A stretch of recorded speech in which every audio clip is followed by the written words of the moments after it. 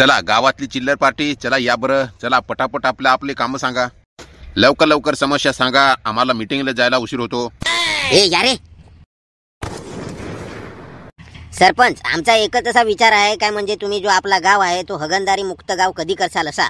आपल्या गावात एक पण सार्वजनिक बाथरूम नाही आहे, त्याचा काय? बरोबर काय नाही रे दोस्तारा? हो ना सरपंच, एकदम बरोबर।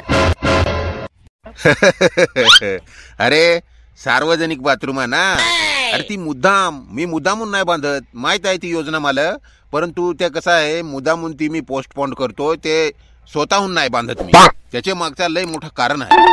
पण सरपंच मी काय सांगतो, त्या कारण आम्हाला जर माहित झाला तर बरा पडेल काय नाही? हो ना सरपंच, त्या कारण आम्हाला पण सांगा ना तुम्ही। तुमचा बरं काय नाही, तू या बांधून ठेवले आहेस 2-2, 3-3 बाथरूम, त्याच्यात जातोस तू गायलं आणि धवतच पाणी खलगांड, पण आमचा काय?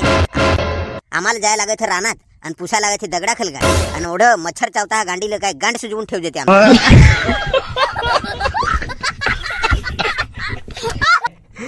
शांतानी जी गोट सांगली ना ती एकदम बरोबर आहे सरपंच।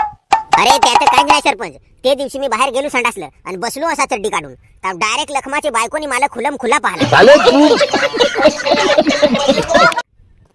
तिथून 2 दिवस झाला लखमाची बायको दिसली काय मी लपत हिंडत होतो। हो ना सरपंच, एवढ्या अडचणी आहेत आपल्या गावात, मग तू बांधून टाक ना 3-4 सार्वजनिक बाथरूम। पोरांनो तुमचा बरोबर आहे, पण आपण जर बाथरूम बांधली ना आपल्या गावात तर आपला फार मोठा नुकसान आहे, त्याच्यामुळे मी बांधत नाही। पण सरपंच कसला नुकसान होईल काय ते आम्हाला पण सांगा।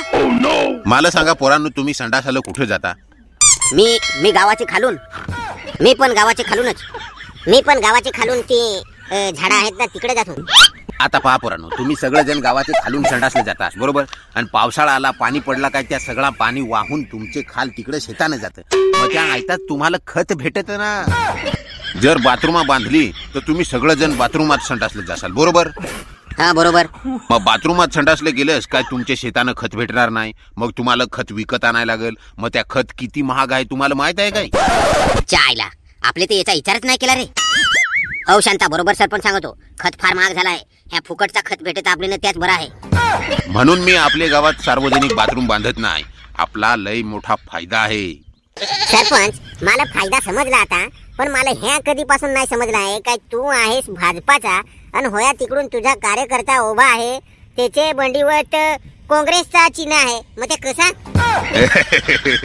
अरे ते काय नाही रे, राजकारणात त्या सोडून दे, आमचा कसा राहतं, अरे त्या 2 दिवसाच्या भानगडी राहते, मग आम्ही मग झाला निवडणूक काही मग मित्र राहतो आम्ही असा काय सरपंच? पण तुमच्यामुळे किती गावात भानगडी होत्या, 2-2, 3-3 पार्ट्या होत्या आणि भानगडी जोरात, आणि तुम्ही इकडे दोघं चांगलं। त्या जाऊ दे, तुम्ही बारीक आहात राजकारणाचा, तुम्हाला समजणार नाही काय लखमा। आता तुमचं प्रश्न सॉल्व्ह झालं ना, जा पटपण आता घरी जा, आम्हाला मीटिंगला जायचं आहे। ये पटकन आपली बॅग घे आणि चल ग्रामपंचायतच्या ऑफिसला। आज पोरांना शेंडी लावली, पण मोठ्या माणसानं शेंडी लावता नाही येणार, जपून राहायला लागेल जरा।